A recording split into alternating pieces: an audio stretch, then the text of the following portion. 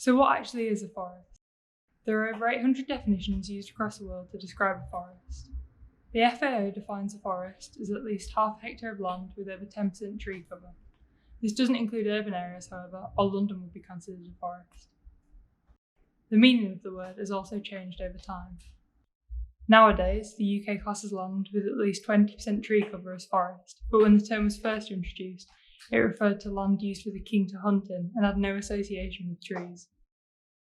The tree cover forests we recognise today play many important roles in regulating the climate, storing carbon from the atmosphere, and providing a vital habitat for nature. Globally, forested areas host an estimated 80% of the world's amphibian species and 68% of mammals. Now we know what a forest is, let's talk about profit versus protection. Forests cover over a third of land area globally and are incredibly diverse. Yet we know that each year, huge areas are cut down to make room for agriculture and to produce income from the sale of timber. So what can be done?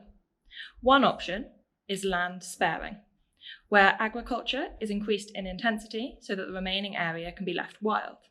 So long as over 20% of global land area is spared, this is the best way to maintain biodiversity. The other option is land sharing, where farmed landscapes are made as beneficial as possible to wild species.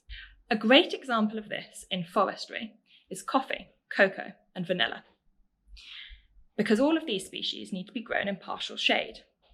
So rather than growing a field of just one species, you can instead grow a mix of taller trees and then grow the cash crops underneath, which increases the quality of the habitat and is still commercially viable. Commercial forestry generates £2 billion annually for the economy in the UK. And although these forests are often made up of just one species planted in rows, which does not increase biodiversity, they still absorb CO2. Is planting trees the answer to climate change? Forests are net carbon sinks, storing carbon which reduces the concentration of atmospheric carbon dioxide. This incredibly important role in climate change mitigation was first recognised globally when enhancement of forest stocks was added to the UN's REDD+ programme in 2008.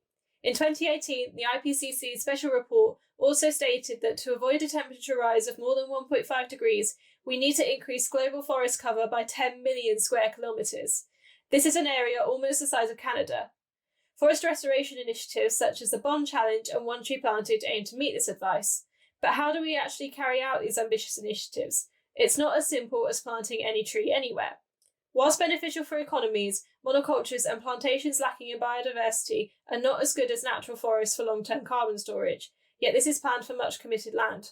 Ultimately, the natural regeneration of permanent, intact, diverse forests contributes most effectively to climate change mitigation. A recent paper from Kew Gardens researchers suggested 10 golden rules to consider when restoring forests. The first rule is to protect existing forests first. Secondly, it's important to work together with all stakeholders in a project.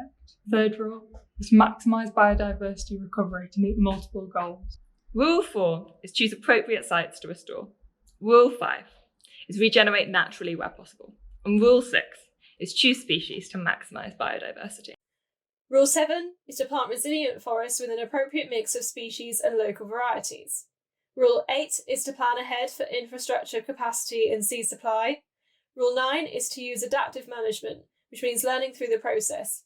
And finally, Rule 10 is to make it pay. Ensure the project is economically sustainable too.